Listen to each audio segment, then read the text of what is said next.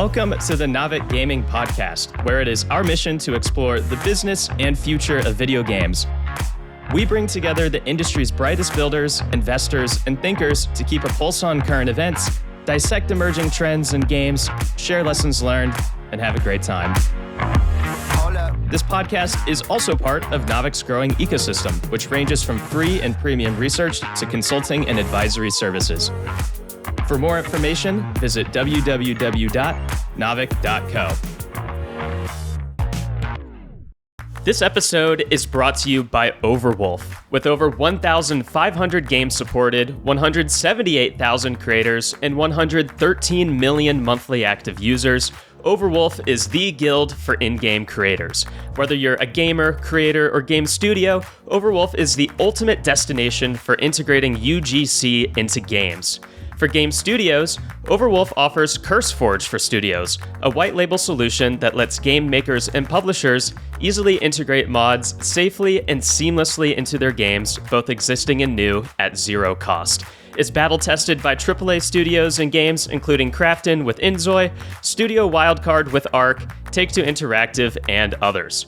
Alongside this, Overwolf is the all-in-one platform that enables creators to build, distribute, and monetize in-game apps, mods, and game servers. In 2024, Overwolf paid over $240 million to in-game creators, proving that they truly value the talents and contributions of the gaming community. You can check out all Overwolf has to offer at overwolf.com, or simply check out the link in the show notes. Now, let's jump into the episode. All right. What's up, everyone, and welcome to the Navik Gaming Podcast. I'm your host, Alex, and this is the interview and insight segment. It seems these days there's a competition to ship the best game with the smallest team. We often hear Clair Obscur was made by less than 30 people, Helldivers was made with under 100, this indie game was made by 3 people, maybe even 1.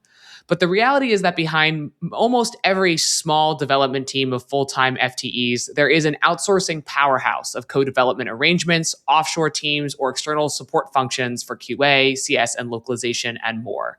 The word fractional is all in vogue, and this is because as games have become ever more competitive, no one wants to staff up resources for a game they aren't sure is going to land in the market. Today, we are risk-averse, and in a risk-averse environment, the thing we care about is optionality. But who are these co-development studios? Who works at studios like this? And what do the economics look like? And what is the line between co-dev and outsourcing? It seems a little fuzzy to me, at least. And what is materially different, actually, about running a studio that works on multiple projects all over the world on all sorts of platforms all at once? And so today we're going to go under the hood of how games of those kind get made and the people that help make those games happen. My guest today is going to answer some of those questions, and so I'm so stoked to welcome Ninel Anderson, founder and CEO of Devoted Studios. Devoted started in 2018 and now currently employs, I think, over 250 people across multiple projects. I think Devoted's most recent win, but you let me know, has been Embark's title, Arc Raiders. She's been doing this for 8 years, which is freaking awesome, and I am very excited to have her unique perspective today. So Ninel, welcome to the show. Thank you so much for having me. I'm so excited. I feel like the win of Arc Raiders was Embark's win. We're only here to support Embark in the first place to get the win themselves.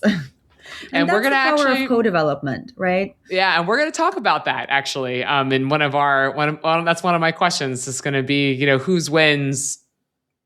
How do you feel about winning together in that capacity? But we'll get there in a second. But before we dive into the show, I actually want to hear a little bit about what motivates you. And you said something really interesting to me during our kickoff call, and something that's actually very different from, I think, what most people say when they start video game studios. And so I just want you to kind of share that. You started this industry building games, and then you moved into co-dev, and why?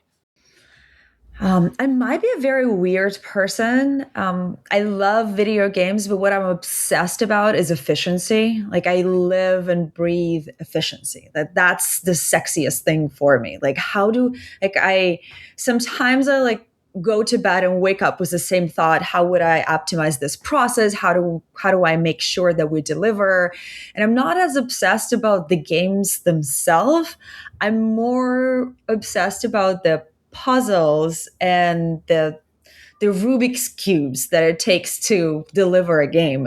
And especially especially when it requires multiple studios and multiple teams and limited amount of information that gets to a co-dev partner, then kind of mastermind a plan and be a partner. So that what drives me personally. And, I started Devoted Studios in 2018 with an idea of building a company that supports the talent no matter where they are in the world to work on games of their dreams. So I'm passionate about creating an opportunity for talent, but not necessarily the games themselves. And maybe makes me a weird CEO, but that's where I feel like my gift is. Yeah. And for me in 2018, the idea was to do all of that, but from home in your PJs. And I thought that we could build a company where we can hire the talent based on their passions, their skills, and not necessarily where they're located geographically. In 2018, that sounded like a logistical nightmare. But the logistical nightmare I was excited about. I was like, I'm more excited with what we can produce when we're not confined in one location, but then get the people with the best possible skills and passions, especially since, you look at Ukraine that is super talented when it comes to realistic art or very, very skilled optimization engineers. But then we have Malaysia, who's amazing in animation. Like, how can we, instead of being confined in one territory, and that usually is driven by education of that country, then cherry pick the talent everywhere and build the team. And in 2018, people thought I'm crazy. You can't build video games from home. I was committed. And then in 2020, all of a sudden, my phone was a hotline. So, yeah. Yeah, that makes a lot of sense. And I think we'll talk a little bit about that journey from, the physicality of what it means to be a studio. But I think I really respected your response there because I actually don't think that makes you that abnormal of a CEO. I actually think it makes you more common of a CEO, but rare in games. I think it's actually a very common thing for many people who are just running businesses.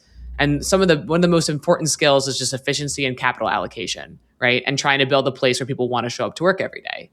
But in games, I find that to be rare because I think most people have some sort of creative mission that they want to go on. So I find it really beautiful that you had said something like that to me. And I kind of wanted the audience to hear it. Can you describe Devoted Studios? What's a 30 seconds of version of what Devoted does?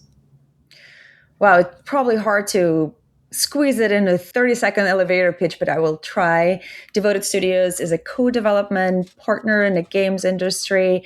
What we're passionate about is supporting our partners of building an amazing games, whether that's an indie title to AAA titles from Epic Games and Riot, working on League, and supporting super fun, very beloved titles of our clients.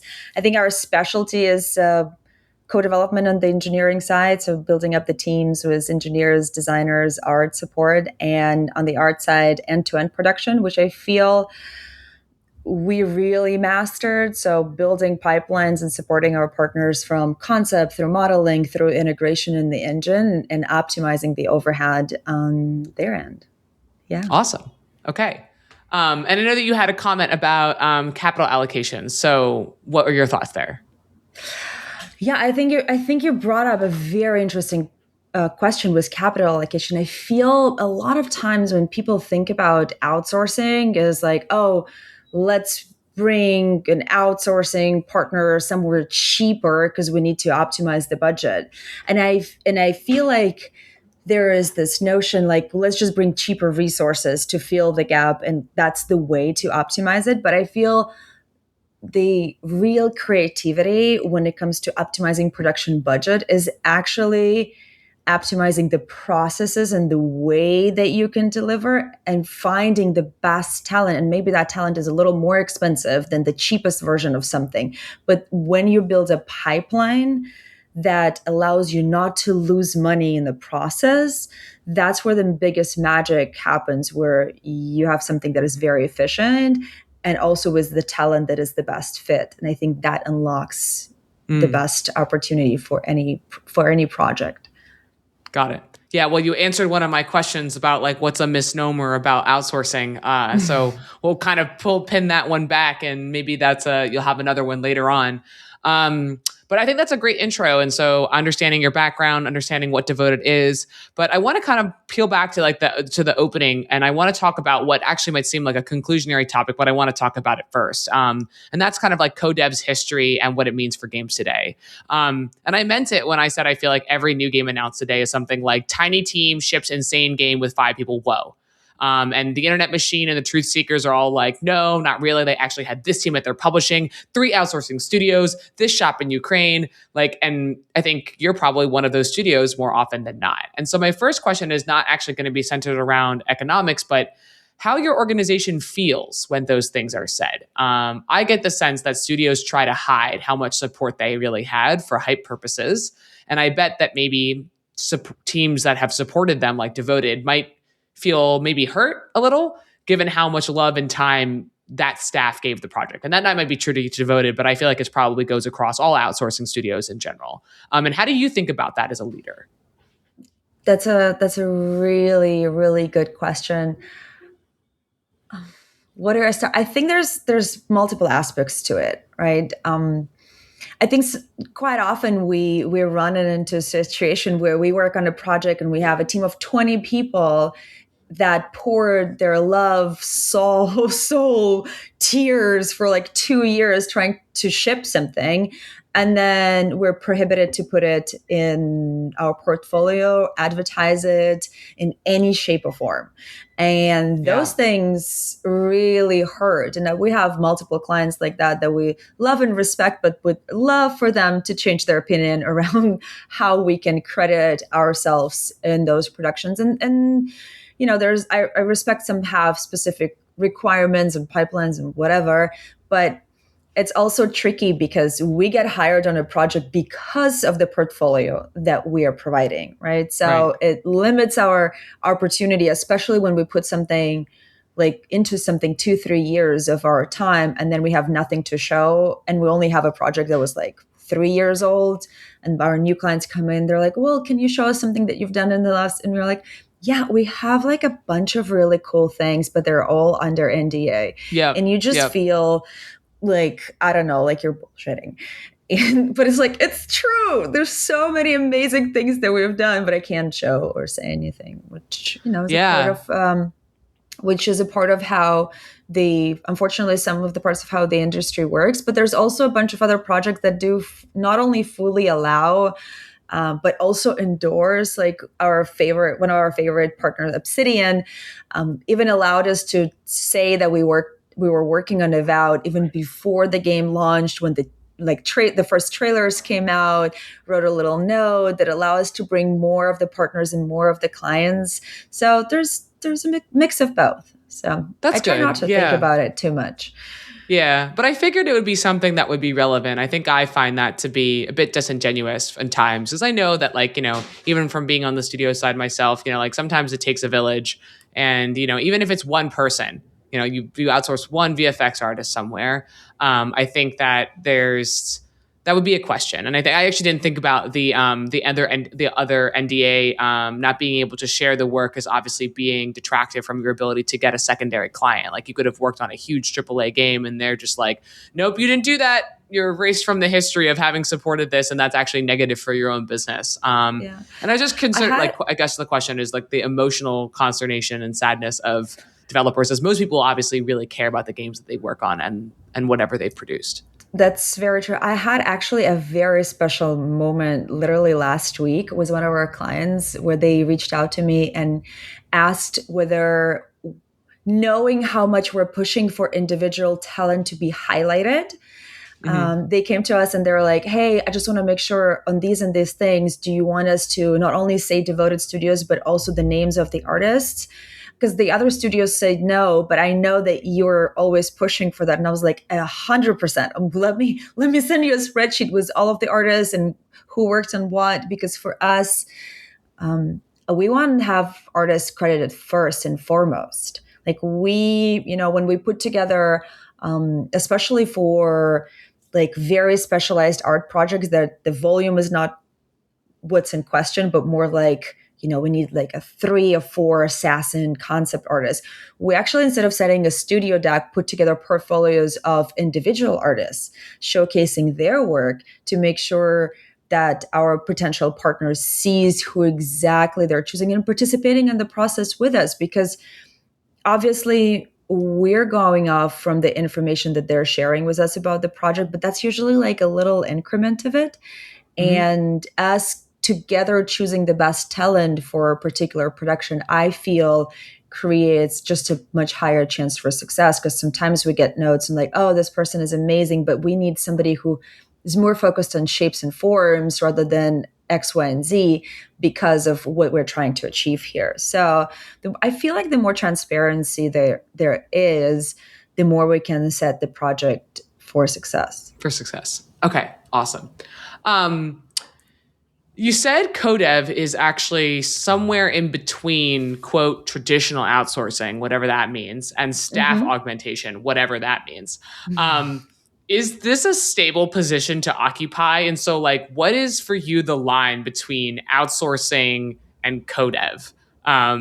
Because the way that I actually draw the line is codev is your name gets to be on it. Like when Blizzard did codev on Diablo Immortal with NetEase, it was like publicly like NetEase and Blizzard. That's codev. And then if you're in the shadows, you're outsourcing. I don't know. That I made that a rule up in my mind. So what do you think about what's the rule for that?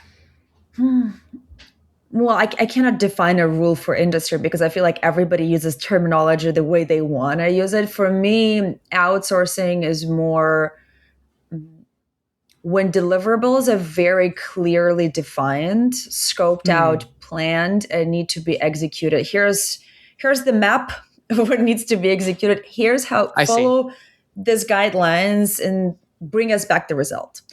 And co-development is more, or staff augmentation is more of like, we need 5 people, we're going to manage those people, and we are responsible making sure these people deliver the results that we want. We mean being the client, right? And co-development is, here's our vision.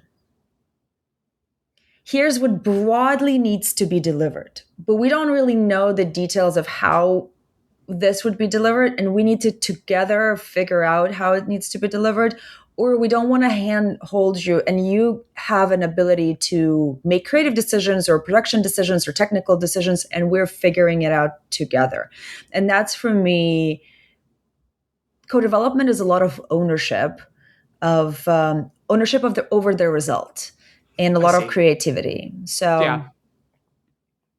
No, that was actually very succinctly put. That makes a lot of sense, and that's what I'm going to now adopt as my. Which I think is why I think in a co-development capacity, because it's usually so much ownership, the name comes out there, right? Like, and then that's why like the name is usually publicly. That's why I guess I took that from that. I was like, oh, if you're publicly being announced on the game, it means that you must have had some significant ownership over the vision or the creative process to help in some sort of way, which is, I guess, where maybe I derive my definition.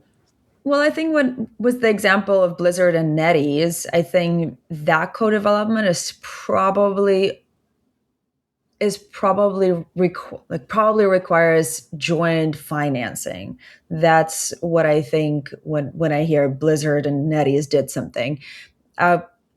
I feel like co-development partners are named, but named more in the credits rather than there's a press release with all of the co-development partners out there. So I wish. Cool. Yeah. Yeah. Okay, cool. And we're going to get a little bit to the co-development philosophies and actually like how it works in terms of the economic structure. But my last question before we move on to the next section is, do you think most co-development studios have aspirations to build their own games? And maybe even more specifically, is there a difference in the talent you look for because of this, perhaps? Knowing that Devoted doesn't make its own games, is there a different kind of person and talent that wants to work at something like at a co-development studio versus a studio that's building its own IP? I'll give you a broader answer because there's like a little bit of my philosophy about that approach in general. Devoted doesn't have aspirations of building its own games, even though we have a concept that we're floating right now, but more of a publishing deal and it's just really, really fun. But it's not the nature of what we're doing at Devoted. And I feel like earlier in the days in my career in video game development, a different company, we had a vision that we would take some co-dev deals or some full dev RFP deals, and with the money that we're making, we're going to put into and build the game that we want. And what it ends up being is that because your salary of your entire company or specific people is dependent on you meeting the milestones with the publisher or any, whatever the structure of the client is, you consistently end up taking people from your own game and putting them on the project that you're co-developing or working with a publisher on, which creates that every time they're pulled in and out, they lose context. Mm-hmm. And every time it's like 3 steps forward, 2 steps back, 3 steps forward, 2 steps. And eventually we actually, in my previous company, we stopped building our own games because it was just too hard to do impossible. Two things at one time. It's just impossible to do those things at one time. And there's other companies that are successful. I actually looked, and I might be wrong, but I read this recently that Gearbox was originally doing co-development, like full development deals with publishers as well. They were definitely doing co-development at the very beginning. Right. Yeah. And then, look at the success. And as far as I remember, Epic also was involved in that. And then, Fortnite. Didn't Epic sell Gears of War to Microsoft because they were the original developers of it, right? Mm. So there are success stories of people who were doing full development or co-development for others and then branched into delivering their own titles. So yeah, absolutely. Yeah. And I was just, it's not what I want to do. What you want to do. My obsession was not my obsession over efficiency. For me, it's very inefficient. Yeah, so right. It's like you gotta choose what you want to do. Which lane you want to run in. Yeah. Okay. And so then maybe like that takes us off to some co-development philosophies. And you also said this to me, is that you can outsource work, but you can't outsource vision. And so how do you work alongside studios to ensure that your devoted employees understand and are plugged into the heart of the game vision, which, as you said, sometimes they receive so little context? How do you make sure they understand what the vision of the game is, especially when they're not physically there or they're not actually part of the studio? Right. There's 2 parts to it, right? So when I'm talking about you can't really outsource vision, sometimes we have clients that come in and they're like, oh, we have an idea, and maybe like a very small company, especially like I would say 2-3 years ago, and there's a lot of money floating in and a lot of people wanted to come in and build video games because it was hot and there was investor money and all of that stuff. And they would come in and be like, oh, I have an idea, but I want to hire you as a company to fully develop this game. And I would actually not take those projects because I truly believe you can't outsource vision and you can't outsource, like it's a business. Building a game is building a business. You can't have an idea for the business, but then somebody else building that business for you and then running that business for you. I think that vision and that strategic and operational part needs to be within your company. And then you can bring in a partner that could, do the production of it, but you still need to run and operate that business, especially if we're talking about building a live ops game. I just don't think that's, there is a successful case that I've seen that somebody did that because of it.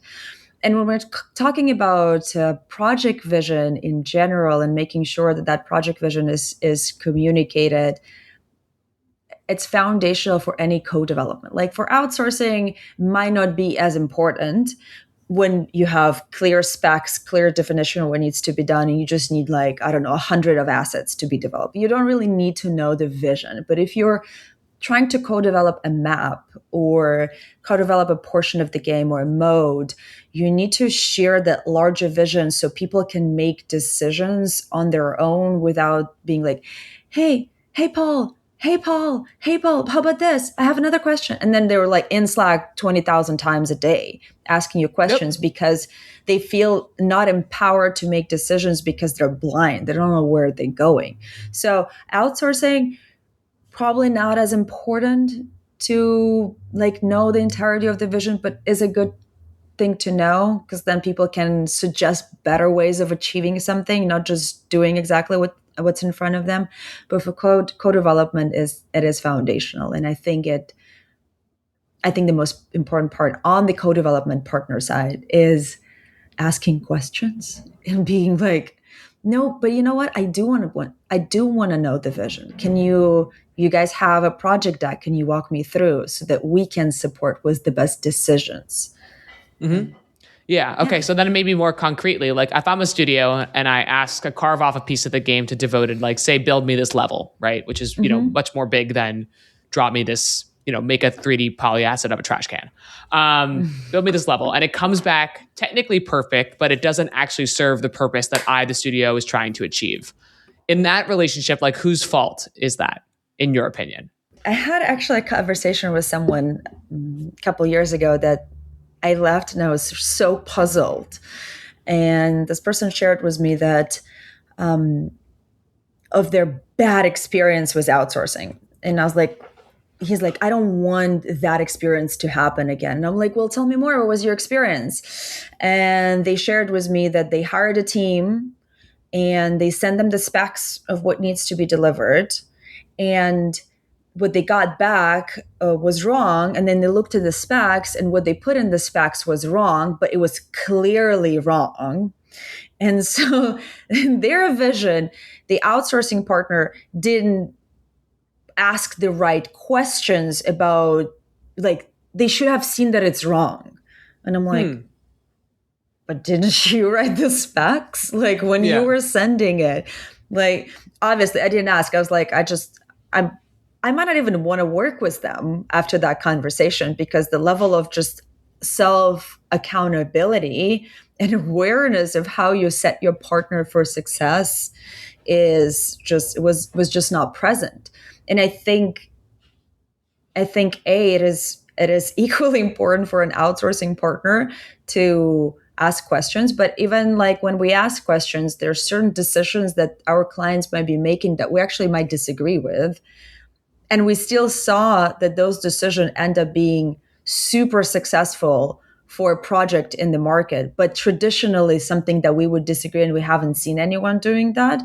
And video games are just so creative and so different. So something that sometimes could be a bug or like a limitation of an engine could be the most fun experience for the client. So it is important to bring things up, but it's also, it is the client's decision of how they want to execute it. Yeah, so, you guys are in a very different seat. Like if the client wants it this way, you make it this way. It's not your business to fight the creative vision or advocate for I it will. with the client. You will. I have a reputation that and I tell it to all of my clients when they come in, and I'm like, I'm going to tell you when I will disagree, and I'm going to bring it up and I'm going to flag it, but I will ultimately surrender to your decision because it's right. Our partner's project, right? So going back to what you shared, I think the questions for me, in actually what you shared in the example that what I shared is like, where were the weekly meetings? Right. Where was the kickoff call where we all aligned the vision? How did we report on the progress that we had to figure out that something was completely off when there was the final delivery? And I think that intermediate is the key to make sure that both parties are accountable to that vision, because I'm sure a lot of people who develop video games, what they wanted in the very beginning, what the game actually ended up being is a very different thing, but that's not a bad thing, right? As long as it's the same sort of, at least, vision for the direction. Right. Okay.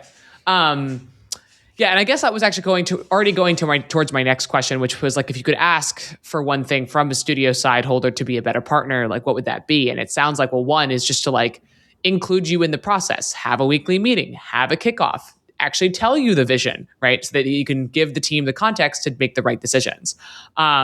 And I think and on the other hand, I think so that's what we talked a little bit about, like what the partner can do, the studio, the IP owner, can do.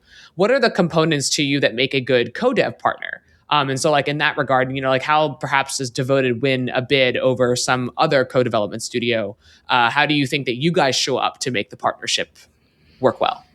It's a broad question because I feel like every project requires, their own special sauce and how you prep for it. Because I think it starts with identifying what's the pain point, right? And for somebody that when they're going out to bring in on a partner, they just need volume, right? For somebody, they have a very, very, very tight deadline and they need that to be met. Or previously they had an issue with consistency.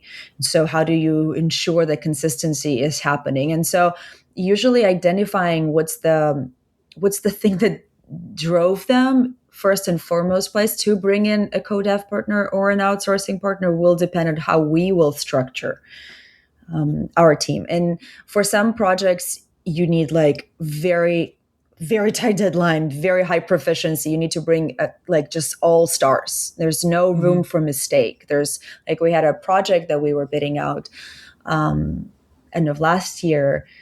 The timelines were so aggressive. There's no hand-holding possible. So you can only bring people that not only are great executors, but also have enough confidence to go figure it out, ask questions 10 times until you get the answer. Not like, oh, I sent you a message in Slack and you didn't respond, so I didn't do it, Right. So, but you don't, on some projects where the timelines are not as aggressive, you can staff differently, right? And that affects your budget and all the components associated with that.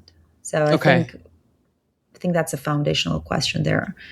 Yeah. And I mean, I think that's the answer, right? Like, I think the component of a good co-dev partnership is that you understand what your client needs and you pitch and you mold yourself to fit them. And I think that's probably how you win over others. I'm curious though, like, can you tell me about a partnership between, and you don't have to mention the other partner, but can you tell me about a partnership that didn't go so well? And perhaps on both sides, why, and sort of what did you guys learn from it and take forward from it? This year because I mean, as a studio, you can't be amazing in every service possible, right? And we last year decided that we're not taking standalone animation projects and we're not taking standalone VFX projects. Because every time when we're doing those disciplines as a co-dev initiative, everything is great. When we're doing those initiatives as just standalone items, it becomes the thing that animation and VFX is just very, very, very, very subjective.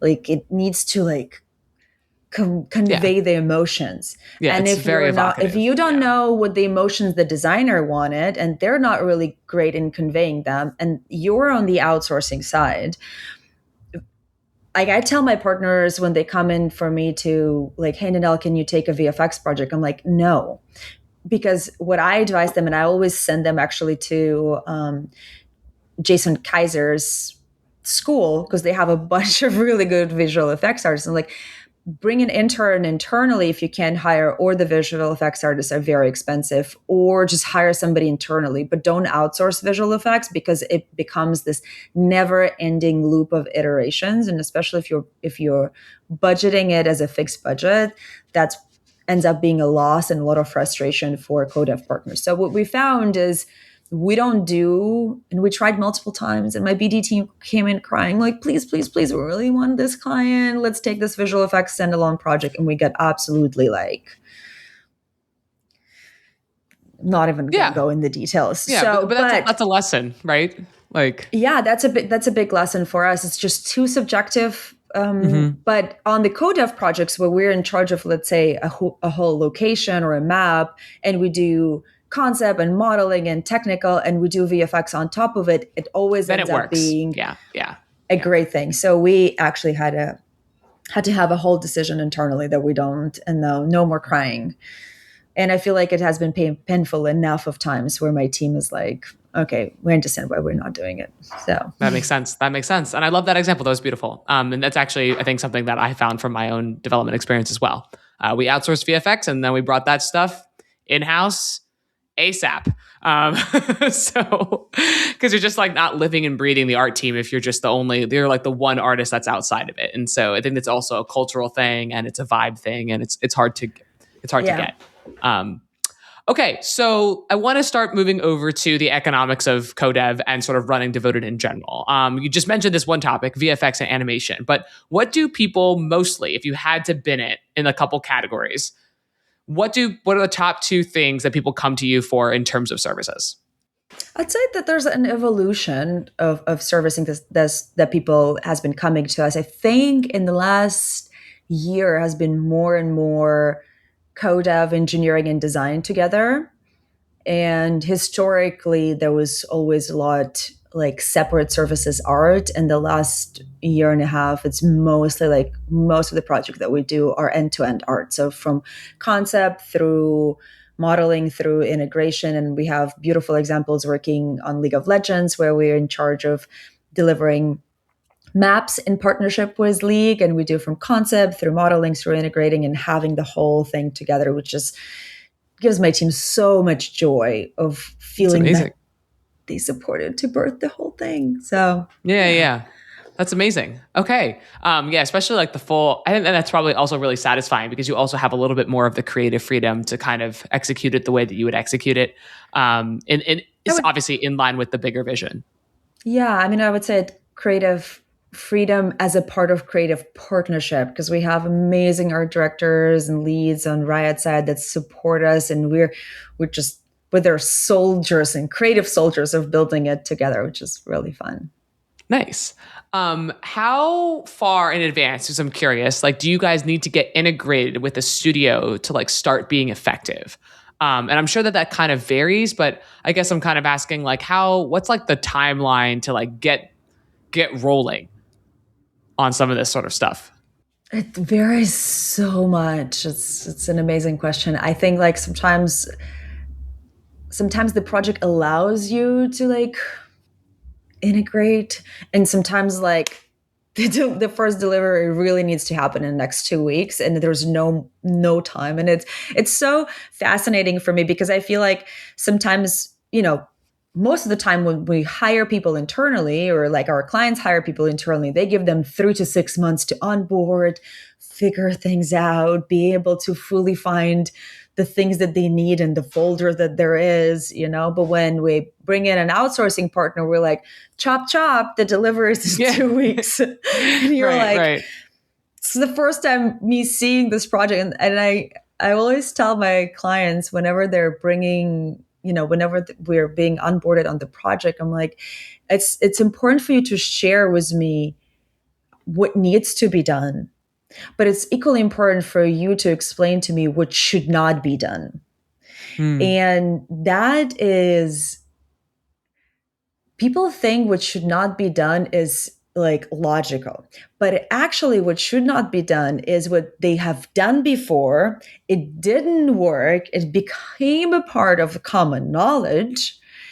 But then it's just like, it's logical. I'm like, that's not logical. That's, No, because you didn't live the history of it. It's actually it's actually a really good, effective way of also like prompting Claude code is you tell Claude what you want, but then you also very specifically tell Claude what you do not want. So there is that.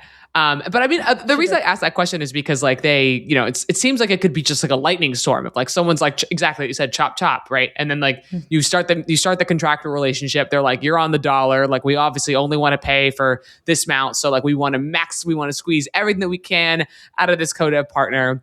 And then you on the other side are constantly managing this very large queue of workers. And your goal is that you probably don't want them to be idle, but then you also just probably moving people around. You're like, they show up on Monday, they're like, by the way, entirely new thing that you're on today, like get going. So like, how do you internally manage that like level of perhaps maybe whiplash from talent of kind of being moved left and right onto something really quickly, and sort of then think about kind of the scheduling lines and project staffing to keep like people from burning out and because they're even on a worse roller coaster with outsourcing than they are, and with co-dev than they were inside the studio sometime. What comes to mind? We were bidding out this project a couple of years ago, and we were like looking at, and it was huge production. And I'm on the call, my head of production there, and then one of our lead producers there's a bunch of other people. And some people are like, "We gonna die delivering this." And my lead producer was like, "Well, it's better to die delivering this than being without a job." And I was like, yeah, but it was just like so cool to see like your team like really truly understanding it, that we're in the times where certain things might be hard, but it's much more fun to die trying building something, and it's not obviously what we want, than not have a project. I think what makes us different at Devoted Studios is every talent has a choice whether they want to be a part of a project or not. So it's all consent based, and which I feel like allows for people to be really passionate about something. So they're not working that makes sense. on things that they don't want to be a part of. I feel. What if I don't want to work on anything though? Do I still get paid? No. Okay. If you don't want to work on anything, sounds like a sabbatical. Please take some. I was just imagining someone being like, "Well, I don't like any of the projects that I presented, so I'm not doing anything today." Look, I look at all of it from a perspective. We want to create an equal opportunity for every talent, but it is foundational for people to want to show up, for people to want to deliver. We don't run a charity organization. Sometimes I look at like LinkedIn and it feels like everybody, doesn't matter how much they contribute to anything, deserve to be paid. And I'm like, but if you're not showing up and every day you're saying it's going to be delivered tomorrow, and tomorrow happens and it's not delivered, like we're delivering a game. Like we have a budget, we have a timeline, and we're always, there's a lot of sentiment like, oh, game development is really in a shitty place right now.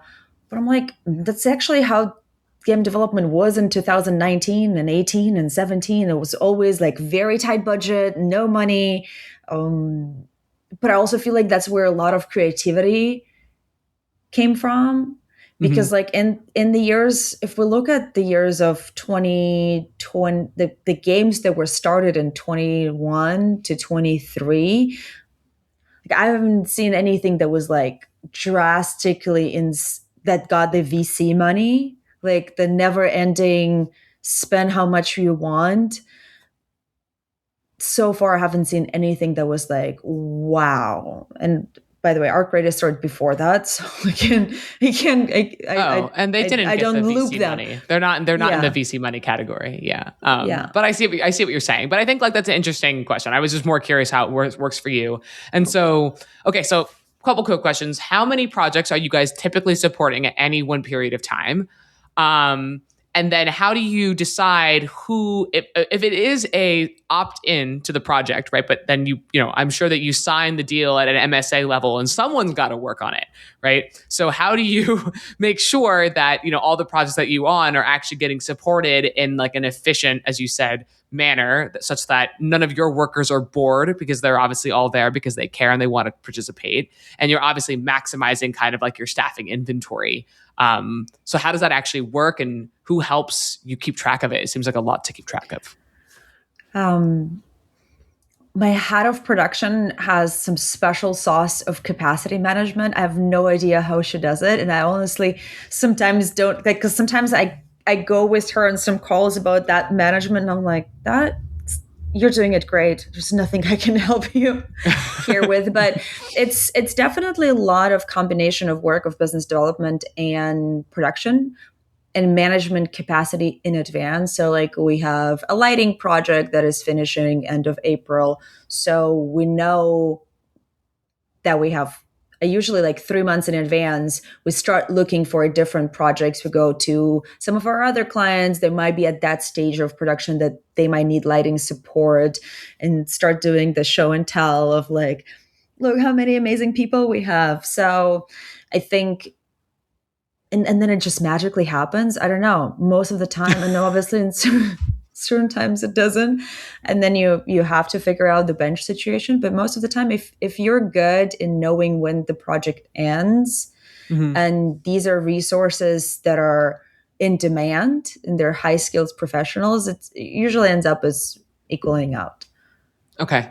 Yeah. I mean, I'm sure it's just a lot of like queuing management and assembly line kind of operational, like thinking about sort of like flows and move through and stuff like that. I think like because obviously you want to get on as many projects as possible, but yet you don't want to burn your talent out. And you want to give people something interesting work. So I think when you like kind of do it across all the different dimensions of, perhaps there's someone in the studio that just doesn't want to work on the same type of thing multiple times in a row. They want to do something interesting and creative. That's a lot of different levers to kind of.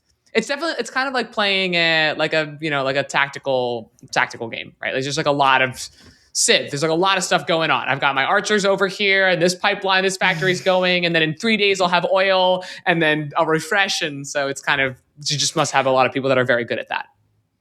Correct. That's kind of like a lot of spreadsheets and decks together. But when it comes to capacity management, I think for us, one of the biggest pivots that allowed it to be more efficient was switching from focusing on one discipline to be more of an end-to-end production, especially when it comes to art, because that allows us to plan better. Yes. So on the projects where we were doing, let's say, only modeling, but we were dependent on some other vendor bringing in concept art, we were always late. We were always idle, we were late. The things that were promised to us to be delivered at a certain would be late. And then we would have less time. And it was just like always this giant mess. And then somebody else would integrate it. And then we would receive feedback because it doesn't look in the engine the same as it looks in Maya, but we can't see it because we don't have access. So when we started switching projects to wording the concepts, we know where we at approximately at finishing those concepts. And then we're signaling to 3D team. And also if, let's say, concepts are being a little late because the clients want to iterate more, maybe on the final kind of the colors or the textures of the concept, our 3D team can already actually, even if they're delayed, start working on the shapes and the forms and start modeling the assets. So by the time they will figure out, what's the final look of it, we will be already 30 or 40% into production of the assets. So on the overall timeline, we would not be stressed and delayed, even though on the first things, they might need a little more time on the creativity, which wasn't a possibility for us when we were just one of the partners. And it's obviously not the thing that is happening on every single project for everyone, but for us, I think that was a major shift for better planning of capacity. Yeah, that makes a lot of sense. Okay, and two more questions in this section. The first is like, do you, because you just said that, like you used to actually, there used to be multiple partners, like multiple outsourcing, so you were dependent on another outsourcer, and now you're trying to cover a bit more of it, as you said, end to end.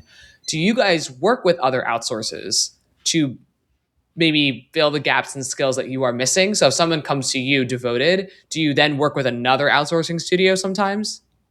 Yeah, that's absolutely is a possibility. We had multiple projects where we would bring in a partner and oversee it and transparently communicate with the client of like, hey, we can cover this and this, and we have a partner that can augment it, but we would still do the whole thing.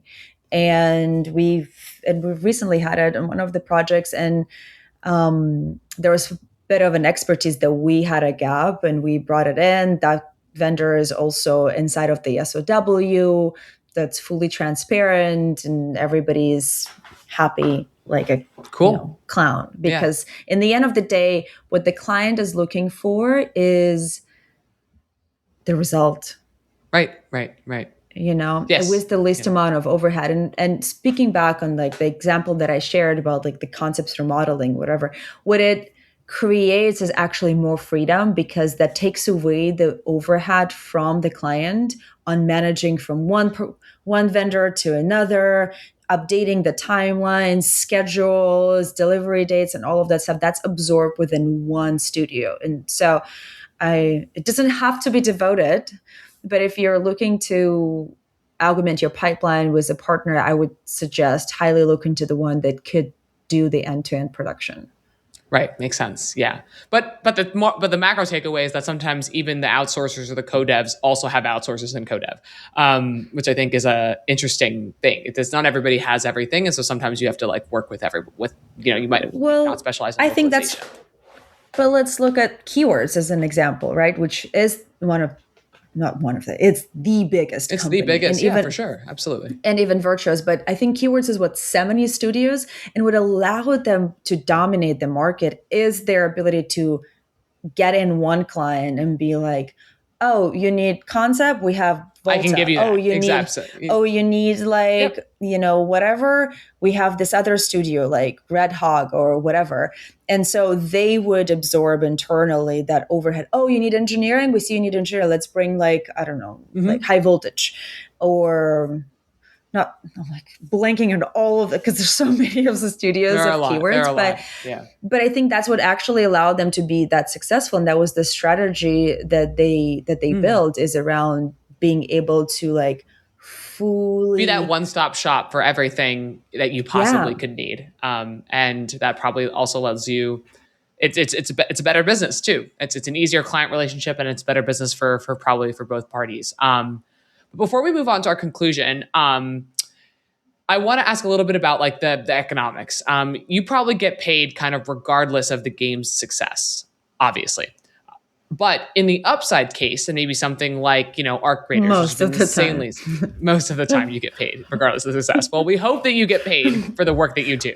But in the upside case, and something like Arc Raiders, it's possibly one could argue that you're a part of making it very successful. And so I'm curious, are there any kind of like bonus structures that you guys set up with studios? Because I think the way that I would think about it is that I want to ensure that my outsourcer or my co-development partner is motivated to do great work. And that great work is manifested in like a big game. So does that ever happen for you guys? And, does that allow, your team to kind of feel like they were part of for the financial success of a title? I would say earlier there were way more deals where a publisher or a developer who is looking for support would offer revenue share on the project, but it always came with the caveat of a discount on the cost of the services. I see. And so in my career, I have never seen the revenues come in, because the economics of it is usually, even if the game is moderately successful, it would be like, the economics is we recoup all of the money that we spend on the development. And then we recoup all the marketing money that we spend on the development. And if the game is successful, you want to spend all of the money that you're getting into more marketing so you get more players. Because in the end of the day, for what's actually one of the most important things for the company that created a successful game is their valuation. So what they're looking for is actually not a lot of times not revenues per se, but the valuation of the company so they can sell it. So the more top line that they're showing is affecting for how much they can sell the company itself, right? So not the bottom line. But the co-dev partner that gave a discount in exchange of the potential revenue share is dependent on that bottom line. So the mismatch of the strategy for original dev and the mismatch for the co-dev partner creates that discrepancy that I personally have never seen any revenues from those deals. And I kind of stopped taking them maybe 10 years ago. So I'd rather make sure that my team is paid and they can go on vacation with their family, they can provide support. Now I can't come to like, John and be like, John, you're gonna get paid less this month, but if so-and-so is successful in 3 years, maybe there is some change. I think that's interesting. Like, given the fact that they'll discount the original offer with the original price. I was just curious too, and I guess it's a matter of perspective of how big of a role and you contribute to the success, right? But I was just curious if any of those things look like that, because I think and oftentimes I would find it to be aligned, in some in the more macro way, maybe perhaps not in the P&L way in terms of enterprise value, but I would want my development partner to be motivated to also want this to be a big game with me. I think that does work mostly for full cycle games, because the incentive is how can we create the most efficient way for a very reasonable budget a game that we can roll out in the market and start getting data. And I think that aligning that incentive a lot of times between a publisher and a developer in that kind of context works. But again, need to figure out the economics. And we actually just recently posted a checklist of what to look out for in the contract with a publisher, because I also had a podcast for like interviewing one of the top lawyers in the gaming industry, just listening to horror stories of what, you think you're going to get 50% rev share on the project, but what you're actually getting is 50% of deducted everything, and you actually never see anything. So, Yep. Yeah. Cool. All right. So we're running up on time. And so I want to talk about our final topic, which is building talent and culture in co-dev. And so you mentioned that, you have some unconventional training programs. And so for me, I think culture is kind of two things. And I learned this from a mentor of mine, which is habits and norms. And so you're doing these unconventional training programs, which I think you mentioned were nonviolent communication, improv training, 5 dysfunction of a team for your game studio. And sort of, what do you help to create in terms of the devoted culture? And I think especially because devoted employees are also meant to understand maybe the culture and the vision of another studio they work alongside, sort of like where's the line between the devoted culture and the studio that they're supporting's culture? Wow. So it's a little bit two different things for me. I'll probably start with the trainings. I truly believe that communication is key. And one of your earlier questions that you mentioned for me was just reflecting that sometimes you have to design yourself in the relationship with others so much that you don't even remember who you are. And sometimes you have to, for this client, it's so funny. For this client, they absolutely want exactly how it's written in their requirements, and God forbid you even breathe a direction that is a little different, right? And for the other client, it's oh, we want you guys to take more ownership. Why you're not taking more ownership? And for another one, it's oh, we want the ownership here, but here no ownership, but here, and then you're it's not like you don't want to.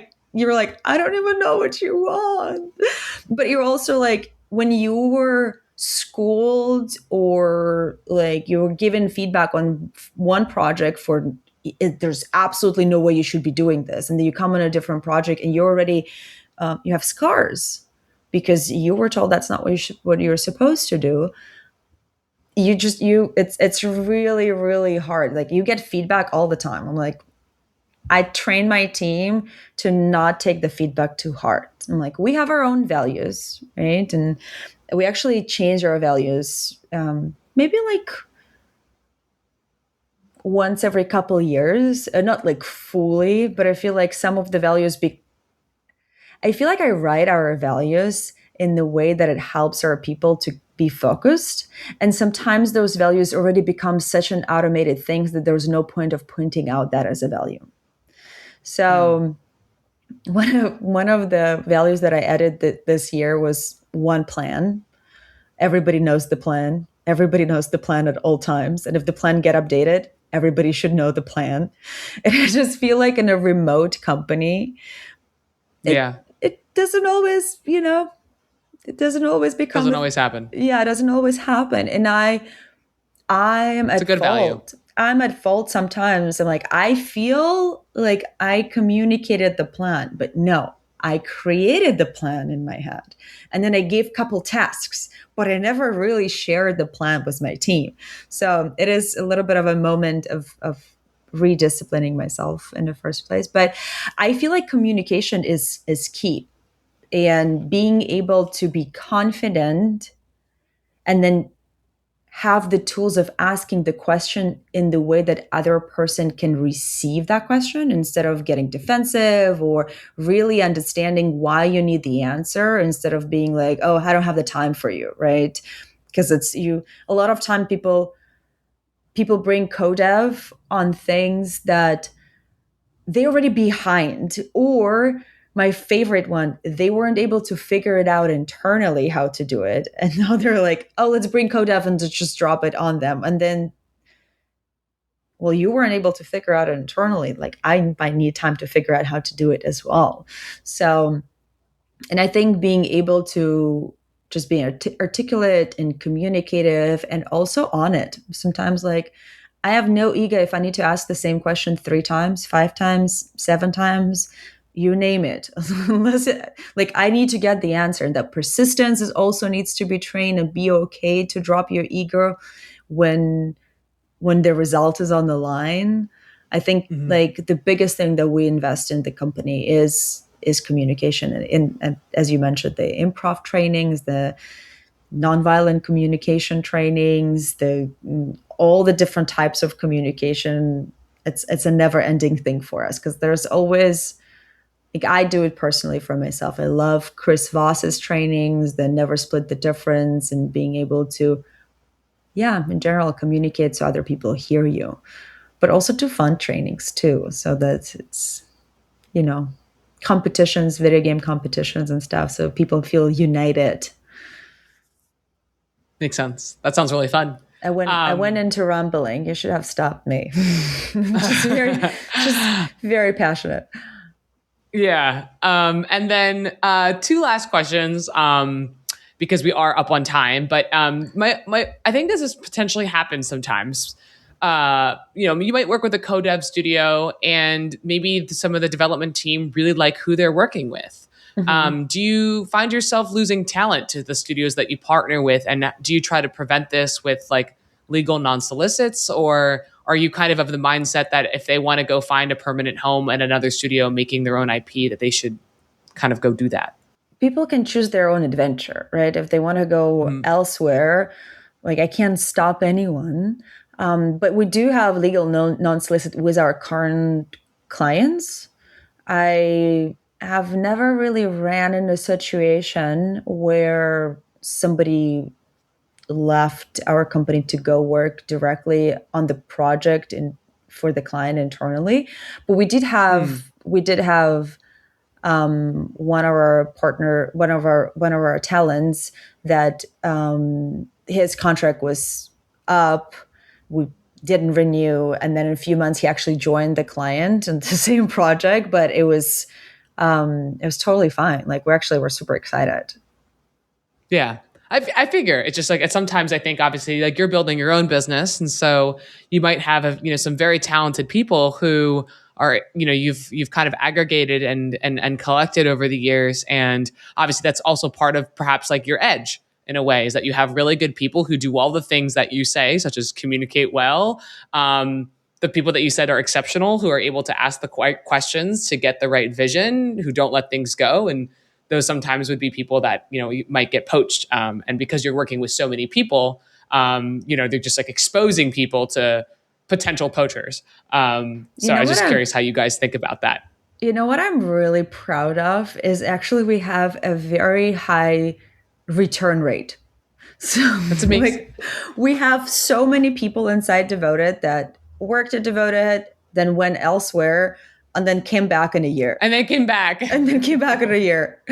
And that's amazing. That is a really good metric, actually. Yeah. And sometimes we're like, hey, if you want to go play elsewhere, but it's actually kind of good here. And sometimes people don't really appreciate how good it is. And then they go elsewhere and they're like, you know what?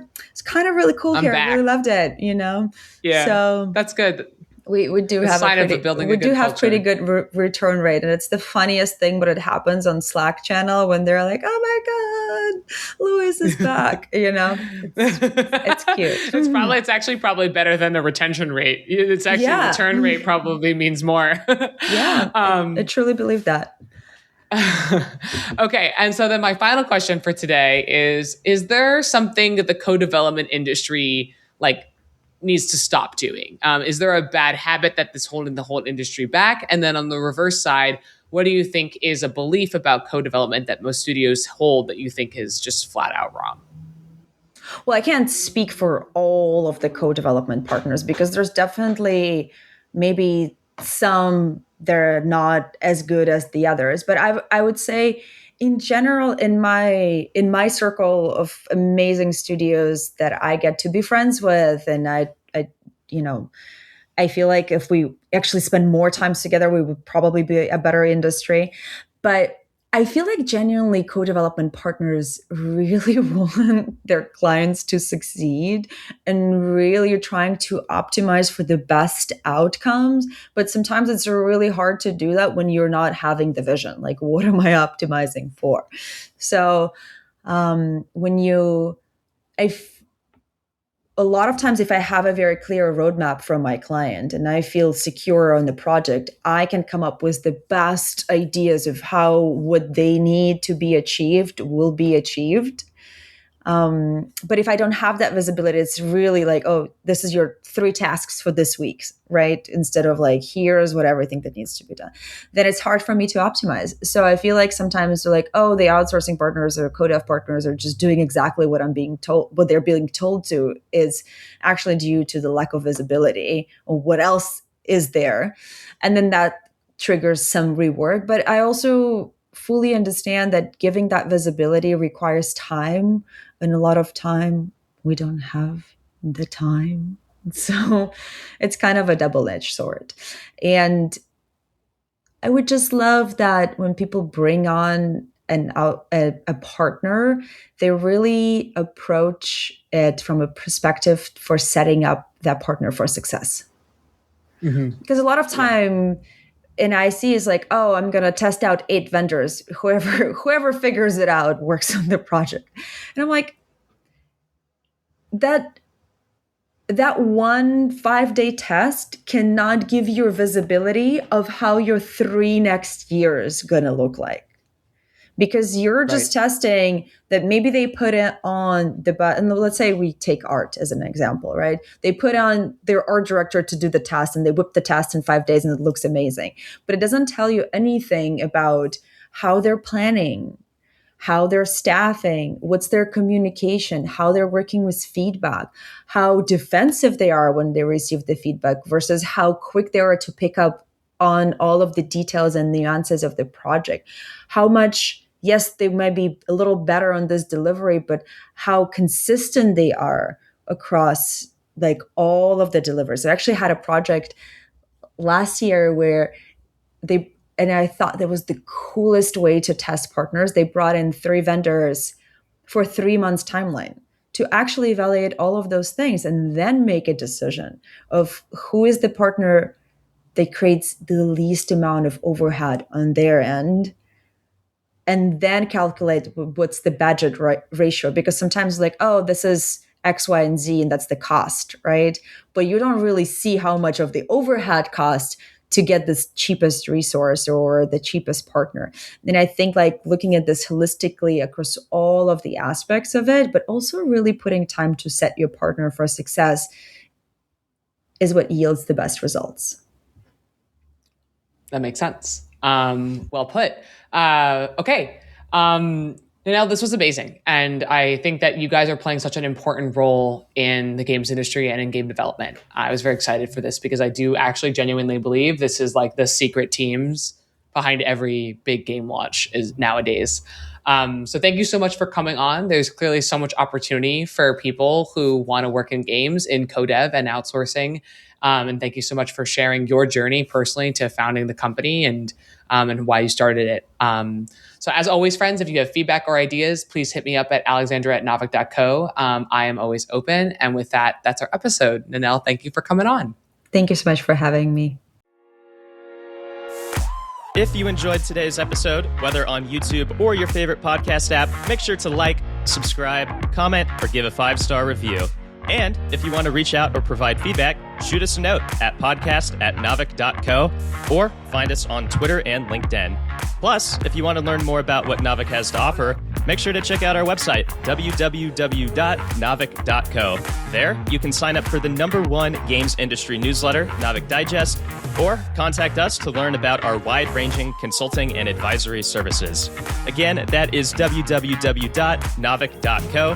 Thanks for listening, and we'll catch you in the next episode.